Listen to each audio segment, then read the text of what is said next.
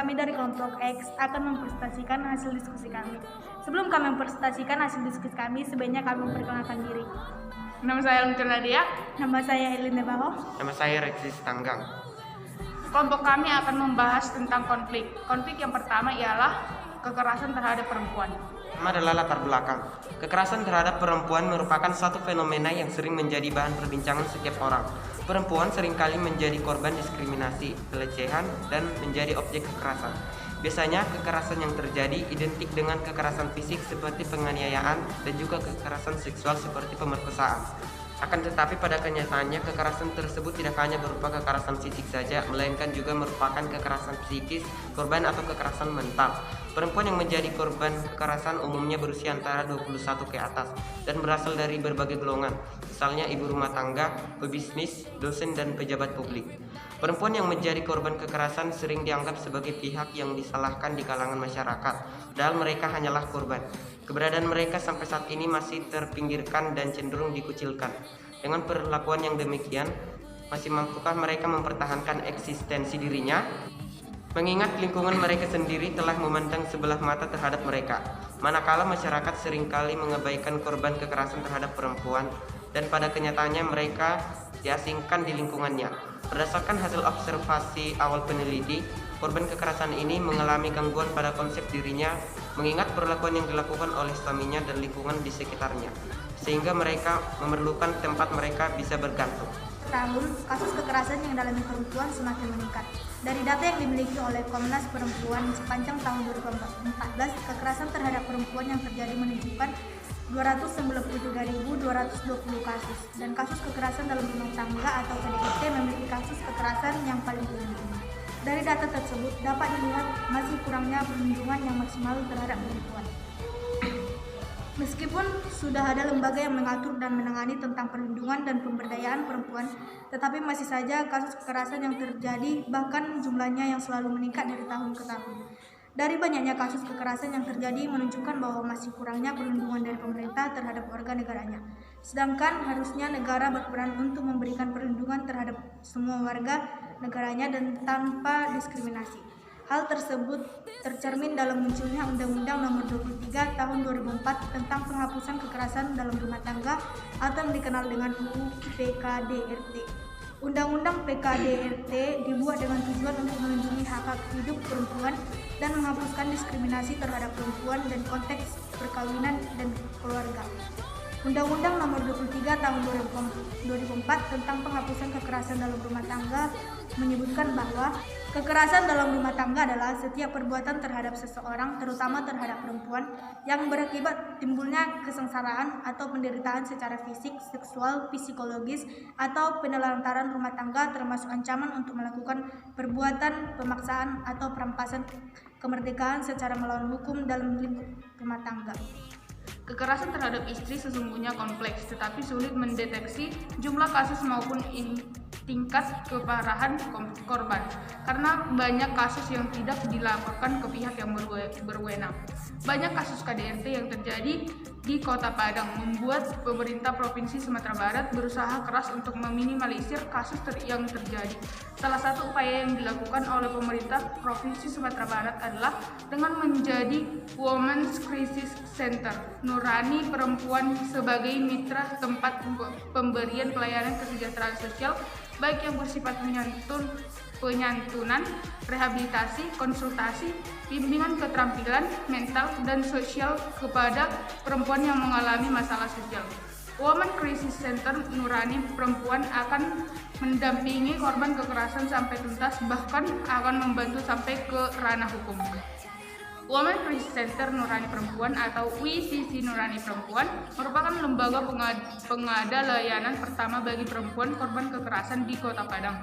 Keberadaannya sejak tahun 1999 dilatar belakangi oleh banyaknya kasus kekerasan di masyarakat dan kasus kekerasan terhadap perempuan yang diekspos di media. Namun, perempuan sebagai korban lebih sering dimunculkan sebagai orang yang disalahkan padahal dia adalah korban. Demikian pembahasan kami tentang konflik kekerasan terhadap perempuan. Selanjutnya kami akan membahas tentang konflik tawuran. Tawuran pelajar memprihatinkan dunia pendidikan.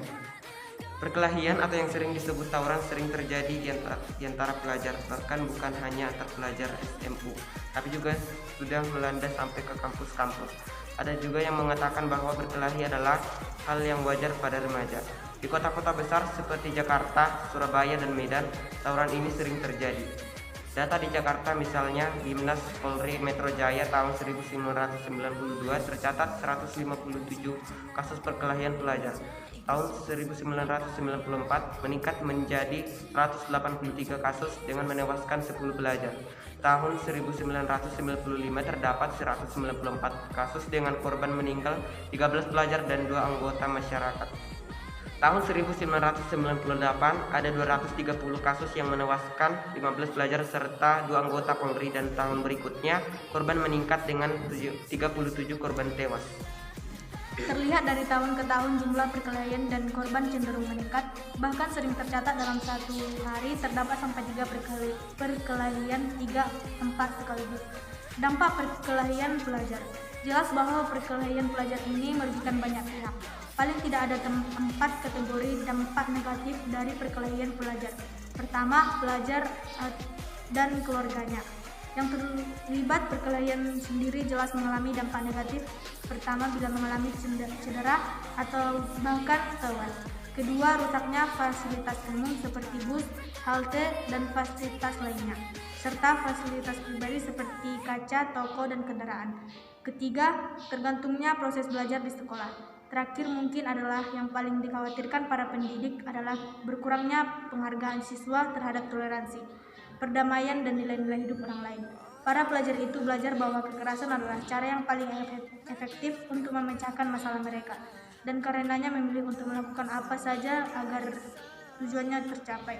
Akibat yang terjadi terakhir ini jelas menjadi konsekuensi jangka panjang terhadap kelangsungan hidup masyarakat di Indonesia. Pandangan umum terhadap penyebab perkelahian pelajar.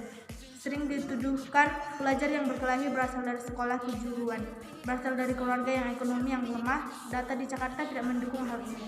Dari 275 sekolah yang sering terlibat perkelahian, 77 diantaranya adalah sekolah menengah umum. Juga dari tingkat ekonominya yang menunjukkan ada sebagian pelajar yang sering berkelahi berasal dari keluarga mampu secara ekonomi. Tuduhan lain juga sering dialamatkan ke sekolah yang dirasa kurang memberikan pendidikan agama dan moral yang baik.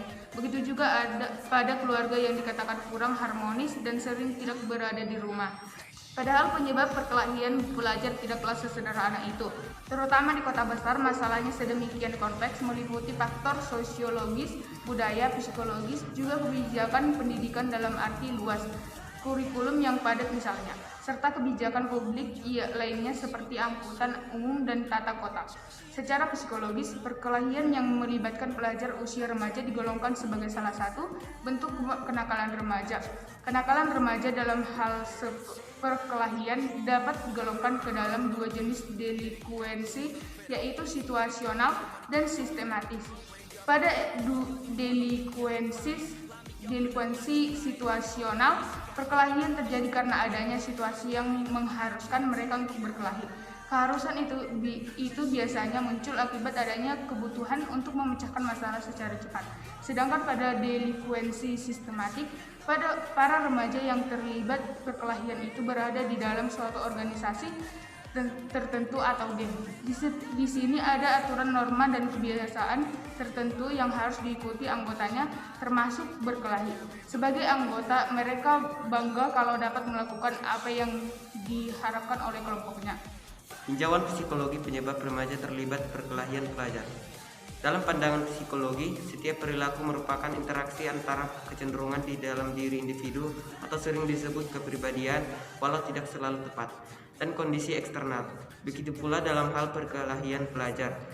Bila dijabarkan, terdapat sedikitnya 4 faktor psikologis mengapa seorang remaja terlibat perkelahian pelajar. Yang pertama adalah faktor internal. Remaja yang terlibat perkelahian biasanya kurang mampu melakukan adaptasi pada situasi lingkungan yang kompleks.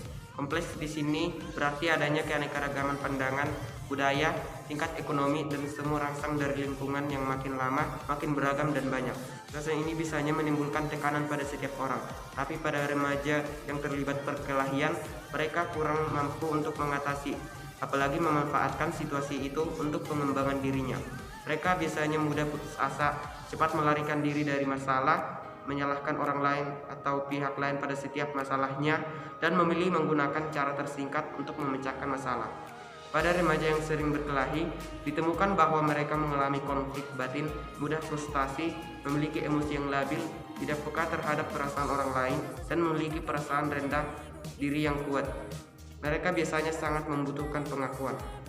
2. Faktor keluarga, rumah tangga yang dipenuhi kekerasan entah orang tua atau pada anaknya. Jelas berdampak pada anak. Anak ketika meningkat remaja belajar bahwa kekerasan adalah bagian dari dirinya, sehingga adalah hal yang wajar kalau ia melakukan kekerasan pula. Sebaliknya, orang tua yang terlalu melindungi anaknya ketika remaja akan bertumbuh sebagai individu yang tidak mandiri dan tidak berani mengembangkan identitasnya yang unik. Begitu bergabung dengan teman-temannya, ia akan menyerahkan dirinya secara total terhadap kelompoknya sebagai bagian dari identitas yang dibangunnya. 3. Faktor sekolah. Sekolah pertama-tama bukan dipandang sebagai lembaga yang harus mendidik siswanya menjadi sesuatu, tetapi sekolah terlebih dahulu harus dinilai dari kualitas pengajarannya. Karena itu, lingkungan sekolah yang tidak merangsang siswanya untuk belajar, atau misalnya suasana kelas yang menonton, peraturan yang tidak relevan dengan pengajaran, tidak ada fasilitas praktikum dan sebagainya, akan menyebabkan siswa lebih senang melakukan kegiatan di luar sekolah bersama-sama temannya. Baru setelah itu masalah pendidikan, di mana guru jelas memainkan peran paling penting. Sayangnya, guru lebih berperan sebagai penghukum dan pelaksana aturan, serta sebagai tokoh otoriter yang sebenarnya juga menggunakan cara kekerasan atau walau dalam bentuk berbeda dalam mendidik siswanya. 4. Faktor lingkungan. Lingkungan di antara rumah dan sekolah yang sehari-hari remaja alami juga membawa dampak terhadap munculnya perkelahian. Misalnya lingkungan rumah yang sempit dan kumuh, dan anggota lingkungan yang berperilaku buruk, misalnya narkoba. Begitu pula sarana transportasi umum yang sering menomorsekiankan pelajaran. Juga lingkungan kota bisa negara yang penuh kekerasan. Semuanya itu dapat merangsang remaja untuk belajar sesuatu dari lingkungannya, dan kemudian reaksi emosional yang berkembang mendukung untuk munculnya perilaku berkelahi. Sekian presentasi dari kelompok kami. Jika ada yang kurang pantas saat penyampaian materi, kami memohon maaf sebesar-besarnya. Sekian dan terima kasih.